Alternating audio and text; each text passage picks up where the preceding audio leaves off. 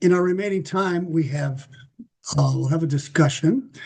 And first of all, I want to thank you all, and let's give a round of applause for our speakers today. Maybe you can't see everybody, but we'll do that anyway. So thank you. Before I have a few questions, but before that, I'd like to ask Roger Weatherall. He's been monitoring the chat. If he has a couple questions that you've spotlighted that might be valuable for our discussion, especially in the area. I know there was some about housing as well and problems for barriers for marriage. Yes, so we have a number of good questions in here. So I'm going to start off with a cultural question, which kind of a few people had this. How can we create a culture that promotes pro-natal attitudes and practices? This is a question from Andy, but it reflects the sentiments of a number of other people here. So culture, how do we create culture, guys? Yeah, please speak up, anyone. Let's bring people on the screen as if you want to raise your hand, or let's just bring everybody else on the screen at the same time. Yeah, if I can take a crack at um, responding to that. So I think you create culture in several different ways. One, at least in the States, you're not going to have one single monoculture, right? So you have different regions, different population groups, different religions, different, ethnicities. So that culture may look different in different places. But let me speak to a few generalities. One thing that I think we could do is leverage the cultural infrastructure, let's say, of professional sports leagues, particularly the ones who say they're committed to social justice. The NFL, the NBA, the National Hockey League, Major League Baseball play in dozens of cities across the country. There's nothing stopping them from putting up ads that talk about, some may be more comfortable talking about fatherhood, but for some, and I've communicated this idea publicly, I could see the NBA running an ad with LeBron James with his wife that says, "Every king needs a queen. Trust me, I should know." And just plaster that from Cleveland down to Miami across the country. So I think you can leverage sports and entertainment.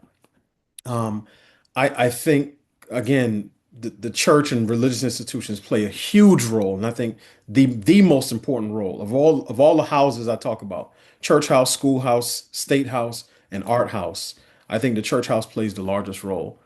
But I'll say another word here because oftentimes when we think about culture, we think about the carrots, the inducements, the incentives. But part of culture is also sticks, and we have lost um, the cultural memory of using shame for productive purposes. And one of the challenges to talking about family formation is that whenever you hold up the married two-parent home as an ideal, someone is going to say you're shaming single parents, typically single moms, or kids who grow up in divorced households. But shame, I think, is best used in its prophylactic form, which is to inform people of what is going to come if you transgress this particular ideal. But it can also be used in a lighter sense. If you have a cousin or a loved one or a relative who's been living with a woman for the last 5 years, they have two kids. There's nothing to stop you from saying, "Hey, man, what are we doing here? Like, when are you guys going to move from shacking up to settling down?"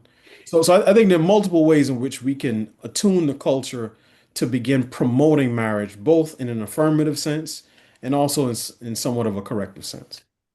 Thank you. Dr. Stone, do you have any thoughts on that?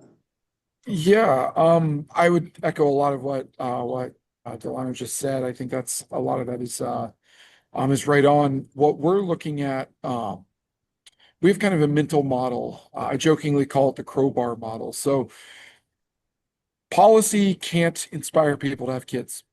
I survey all the time, asking people things about fertility, and we ask them, why did you have kids? Why do you want kids? If you had kids, what do you expect to get out of it? All these different questions. And no one ever said, well, the child tax credit is why I had kids. Like, that's just not an answer that respondents give. They say, oh, I wanted to see what kind of person me and my spouse would make. Or I wanted to experience childhood through my kids' eyes. or I wanted to continue my family lineage. People have a million reasons. It actually makes it very difficult to survey this topic because the reasons people do have kids are way more diverse than the reasons they don't. The reasons they don't have kids are very precise often. But my point on this is people already have intrinsic motivations to have children, and then stuff gets in the way. Sometimes the stuff is material or financial or whatever, but often cultural stuff gets in the way. Maybe there's someone that they should marry. Maybe there's somebody that they would like to marry, but their community around them is not encouraging that. It's encouraging them to keep their options open. And that's a cultural barrier. So the way we think about this is, what is it that we want policy to do? We want policy not to try and lift the burden and give people reasons to have kids. We think about policy as reinforcing the cultural actors who already supply intrinsic motivations. So, for example, a very important policy, if you want fertility to go up, is probably some version of school choice allowing parents to put their kids in religious schools. Okay, that's like probably important because religion is probably important for fertility. Thinking about the role of marriage generally, thinking about housing. What we want to be doing is we want a pastor speaking to his congregation to feel confident saying, in this church, we want people to have babies, we want to support you. And also, you know, look, I know some of you are worried about finances, but now the state voucher will cover the cost of our parish school. Or we want a mother-in-law to be able to say to her daughter or son-in-law, look, I know it's expensive, but nowadays, if I babysit your kid, I can claim like an extra 5% on my Social Security pension top up. And it counts for that. Like it counts as like a thing I'm doing that the government will reward me for. So I'm going to watch your kid for 16 hours a week. We can do things that give the actual cultural actors involved here incentives to use the influence they have. So like I love the idea of like the LeBron James ad, or the one I talk about is like, it would be worth it to pay Taylor Swift $1 billion for a lullaby album for her first baby. Like it would be worth every penny, okay? But like ultimately, we've got to find ways where there are cultural actors who are already motivated in these areas, where we can, in sort of a cost-effective way, get them to leverage the motivation they have. And that's why I talk a lot about marriage penalties, because the most motivated actors of all are young people who really just want to get married and have babies with each other. But I personally know multiple young people in my life who would like to get married and would like to have kids, and they're not getting married because they would lose all these tax and welfare benefits, okay? And yeah, they might have had one kid together when they're not married, but the choice to keep having kids, to go on and have more, to be stably there really is about marriage, right? You might have a whoopsie as your first, but you're unlikely to just keep going and form a stable family without marriage. And you don't get marriage when you have marriage penalties. So the model I think about this is not that it's culture or money, okay? Money and culture, money makes culture and culture makes money, okay? So like I love the heritage proposal of like this basically investment fund for marriage, because like it's hard to find the money to pay for good pronatal policy.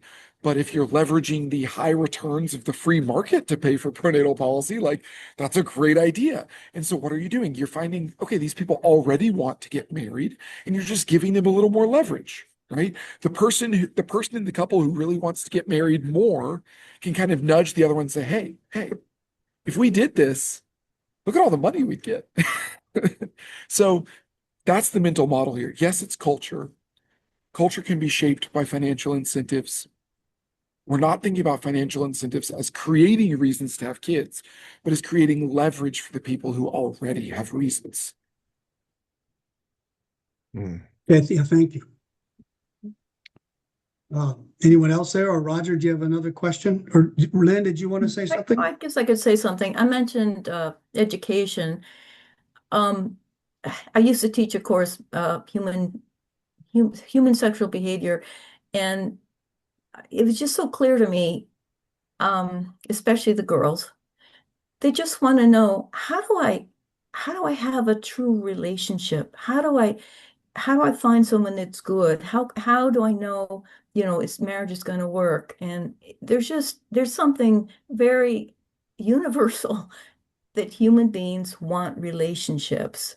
But I mean, feminism have made it very difficult. I love Delana's comments, but we really need to help them find out, what do you really want? I mean, we have pornography that is totally ruined, you know, masculinity, femininity, and we have to go back to, what are human beings really? What's the anthropology that we really believe in and need to support? So education needs to be really centered on purpose of life, relationships and marriage, and children. We have another question here about Israel, and a couple of people put some comments in the chat as well. So maybe this is to Dan first up. What is the childcare situation in Israel? And do you think that that has contributed to the high marriage rates and child rates there as well? Does childcare in general have an impact? And then maybe Lyman, you can also jump in on this.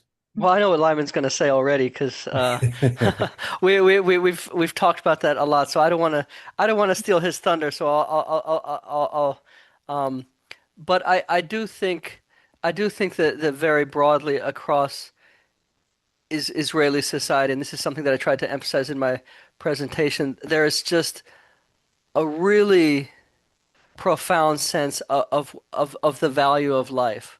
Um, and that doesn't quite answer that question, but that's something that's really profound that I think we need to appreciate about Israel and kind of inherit and understand that, because that can really power pronatalism from a lot of different angles, and I really appreciated uh, uh, Delano's point about how we, there's not going to be one pronatal culture, but there will be many, and it may come from a lot of different angles. But I think really having an intense appreciation that the humanity, that the people are a positive, a good thing, um, and that having more people is a good thing in general, is a wonderful starting point that can really translate and port across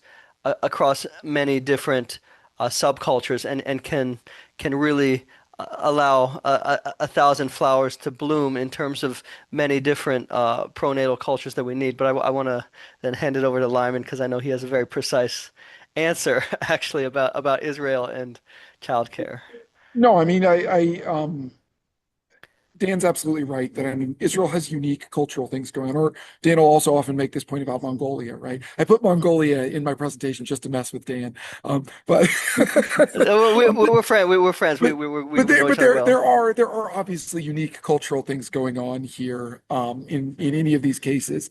But yeah, Israel does have a very generous childcare subsidy system. And people tend to live close to their families, and they have strong religiously informed norms of alloparental care. So, parents in Israel report, in surveys, they report more receipt of free childcare, just like other people watching their kids, than people in almost any other industrialized country in the world. And I just can't imagine that doesn't make some difference. Um, it's also worth noting Israel does have really, really generous tax and spending benefits for having kids, similar to how France dramatically reduces your tax rate for each kid you have. Israel has a similar system, with the result that the Haredi essentially don't pay any taxes, even if they do earn income.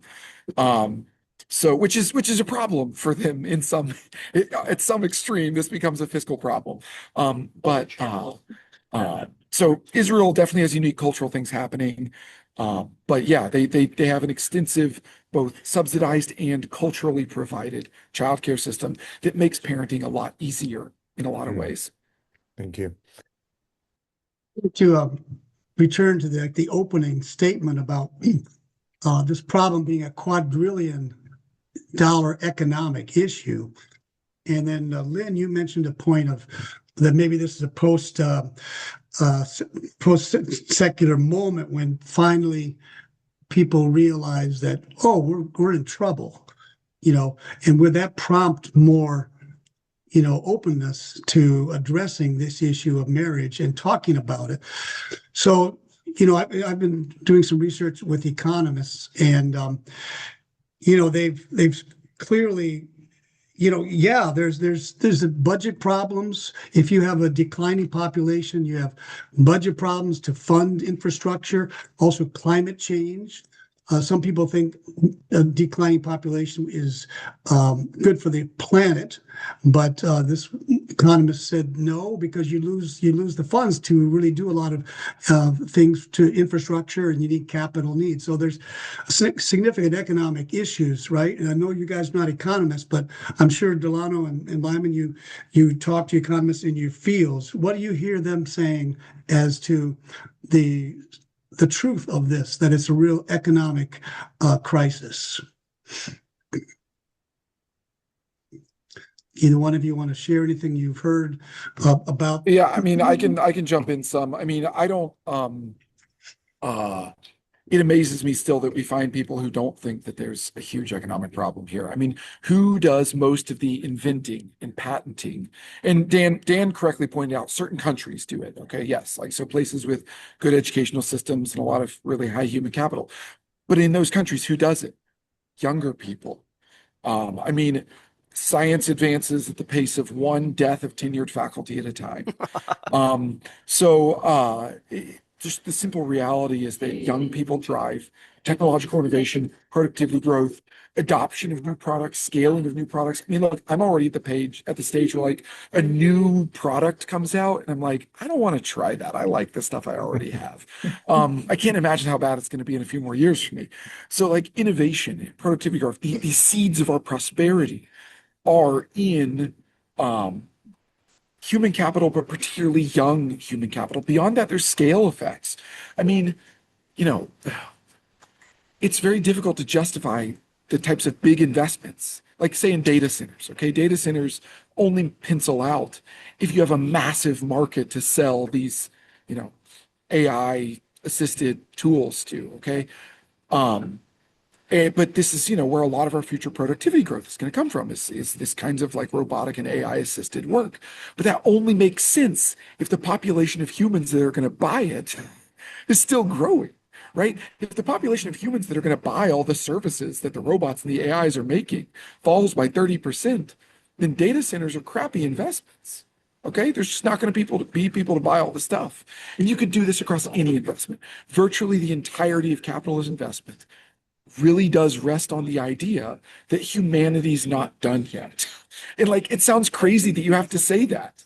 Like, yes, investment only makes sense if there's really a next generation to buy it. But that really is the case. And if it's not there, and then of course you can talk about Social Security and pensions and all that intergenerational transfers that are more explicit. But it's worth realizing that Social Security, these pensions, they're explicit, but the entire economy works like that, of young people creating the fruits of productivity and productive labor that children and old people depend upon for their survival. Yeah, innovation, productivity. Roger says he has one more good question, and then we may move to wrap things up. Okay, I have about 3 more good questions, but you too want me many. to choose one? Okay. All right. We've kept these guys here a long time. Walter Lowe had a really good comment in a good question there, that he was asking about are we at risk of turning children into a commodity if we are offering, money to parents to have children or to get married even, could that result in people getting married just to get that and then getting divorced and, this kind of stuff and just causing greater problems? And this actually ties into my question. What should our target growth rate be? Should it be 2.1? Should it be 5 kids? Should we set a target? Should we be like the FDA targeting like 2.1% inflation rate every year? What are your thoughts? Well, I wouldn't mind, saying, making one point, which is that actually, a lot of conservatives in particular are kind of reluctant to, spend any money on children because of, the maybe moral hazard or what have you. There we live in a society, almost the United States is this way, almost every developed country is this way already, which is that uh, senior citizens are massively advantaged, financially and in many ways in terms of social spending. And actually, the young are at a massive, baseline disadvantage. If you look at the amount of spending, on the elderly, it is an order of magnitude greater in almost it isn't not just in the United States. In a lot of European nations, it's even more lopsided. In France, I think, I was seeing something where retirees are earning more money from their pensions than the average worker is is getting for their hardworking salary. So you have, just, supporting, families or having, social spending on the young, doesn't even have to be seen as some kind of moral hazard subsidy, but it can actually be seen as really just rebalancing something that is incredibly skewed as a baseline against the young right now. So that's another more Saving the more helpful way nation. to think about it. So I'll yield Yeah, the rest of my time here. it can be seen as saving the nation. We mentioned here, some of the urgency for Israel was a mission to really save the country. Delano, did you have something you wanted to share on that, or Dr. Stone? Go on.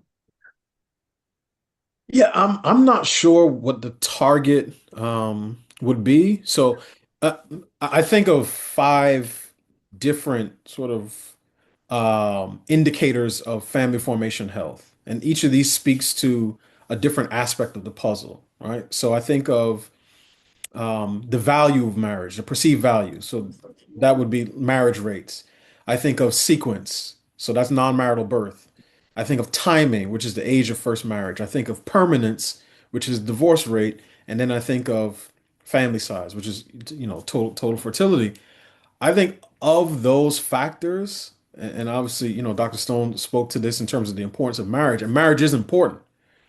But what you see increasingly, and I think you will see this more, the more IVF becomes a bigger part of the story, which is you'll see people say, "Oh no, I value marriage. I just value marriage at 35, 37 years old," which you're not going to get, generally speaking, to 4 or 5 kids if you start having them at that 37. So I think the one factor that's probably the hardest to manipulate is the age of first marriage. And if I could change one, it would be that. Because again, if you have couples getting married, let's say at, at men 25 and women 23, their chances of starting a family earlier and then having more children are higher than if, again, we continue at the pace that we're on. So, I mean, 5 kids would be great. My mother is the youngest of 10. My dad is the second youngest of 6. My mother-in-law is the second oldest of 12. My father-in-law was the oldest of 5. Each of those adults in their generation basically had 2 or 3 kids. So my generation is doing some heavy lifting to bend the curve back. And I already told each of my 4 kids that they owe me 4 kids at least. So we'll see if we can get there. Thank you. Thank you. Will that be your final comments, Delano? Do you have, as we wrap things up? So I can leave it there. I just wanted to say thank you for this opportunity. I think this is the most important social problem that is facing both America and clearly the globe. I will say this one last thing as we close. One of the most important things I think we can do on this issue is to make it clear that this is a bipartisan issue. Because as long as family formation and family policy is seen as a conservative obsession, we're going to continue to get pushback and opposition, oftentimes from people on the center left. This wasn't always the case on the center left. 10 years ago, President Obama would literally say, we need to do more to promote marriage and fatherhood and family. That is no longer the case. So we need to be clear that this is a bipartisan problem and not just, a conservative obsession. Thank you. Dr. Stone, any final thoughts? Yeah, I would just say, I mean, I echo everything Delano said there. I think those are all great metrics. when I think about the question of commodification of children, I mean, it's a concern, right? You don't want kids to be treated like bargaining chips for tax credits. At the same time, I want to emphasize what Dan said. Nobody says that when we talk about giving more benefits to elderly people. You know, when the recent tax reform in the US gave just a blanket 6,000 extra tax deduction to retirees for no particular reason at all, nobody said, "Oh, is that going to commodify the elderly?" No, because we just thought, well, that's a nice thing to do for grandma. And it is a nice thing to do for, it's a very nice thing to do for grandma. In the same way, like there's no amount of money that you're going to give parents that's going to offset the value of what they put into their kids. Okay. In terms of the time and the money and the lost wages from not being able to work as much, the lost savings, you're not going to overpay. It's very unlikely. The amount of money you have to pay to do that is more than anything I said in my presentation. That being the case, the real question is what you asked. What should your goal be? And I love all the ones that I've said, the marriage things, marriage timing, ultimately on fertility, just on that one metric. Question is like, how will we know we're doing a good job on fertility specifically? And my view is when completed family size is equal to the number that those women, those men said they wanted. So you can survey people, ask them how many kids they want, and if that's the number they end up with, not more, not less, then you won. You did it right. That's a success. If you're far from that in either direction, that means people are not getting the life they wanted. And that's a bad thing. And I think particularly in liberal democratic societies, that's a bad thing. And so fundamentally, that is, I think, just on the narrow question of fertility, family size, that's the metric, desired fertility. And right now, funny enough, in Korea, desired fertility is about 2. In the US, it's about 2.2. Japan, it's about 2.1. Most countries, it's around or a little above 2, because that's what most people want. And yet fertility is way below that, which means there is a lot of work to be done. Okay, thank you. How about Mr. Daniel Hess? Then we'll give the final comments to our to Lynn Walsh. Okay, yeah, I do. Yeah, I mean, one thing that that I strongly believe and advocate as well is that I I think I think it's necessary to kind of have a little bit of a big tent. I mean, I think most of us certainly lean conservative here. Um, I wish pronatalism was more politically broad as Mr. Squires pointed out. So yes, but I think that we need to it doesn't really sell well also to to have just say we don't we're again we want this particular version of pronatalism, but not that version. I think what really has the broadest possible basis is simply the very strong message that people are good, and so this is something I was actually in a panel just a week ago with Michael Garuso. He does a wonderful job from the left of center perspective of really making the case that more people are a benefit to everybody else, that everybody benefits from everybody else basically, and Lyman, you were making that wonderful point as well, that we really we really have a better society when there's more people in so many dimensions, and I think that very broad message can is the thing in my opinion that has the strongest hope if we can really have that message permeating very deeply in society, of solving this crisis, that people are a really good thing, and that more of us benefit everyone else, and that's my strong belief. If we are to solve this, and there's no guarantee that we will, that will be a big part of it. Thank you. How about Lynn Walsh? Um, well, kind of along the same line, young people, they're very discouraged about marriage. and we need to reach them earlier. And the sex ed that they get is generally sexualizing, and it really is pushes in the wrong direction. And I think, again, if we emphasize more relationship education and purpose of life, and do a bipartisan effort to change education from sex education to relationship education, we may give young people some hope, and give them an idea that, yeah, there's reasons why marriage doesn't work, but we can fix it. We can get better. We can have better marriages than ever before, and give them hope, because it's really true. There's really good evidence that we can learn to handle conflict in constructive ways. So, yeah, let's get education that really promotes marriage. Good. A whole of society approach, as we saw on one of the screens. Well, thank you all. This is a problem. There's a lot to unpack, I guess I was going to say, and we can go further, and I'd like to go further. I'm hoping that this issue, I don't hear too much of it in the news. I hope it can be ready for prime time, and some real robust discussions, even in congressional testimonies and discussions. If you're going to move the forward, maybe we need to have a national policy somehow on family formation and look at that. So hopefully we can move in that direction. But thank you, Audrey, for being with us today. I hope it was very, very helpful. We had some tremendous advice here from our panelists. So thank you all. Have a wonderful night. Thank you.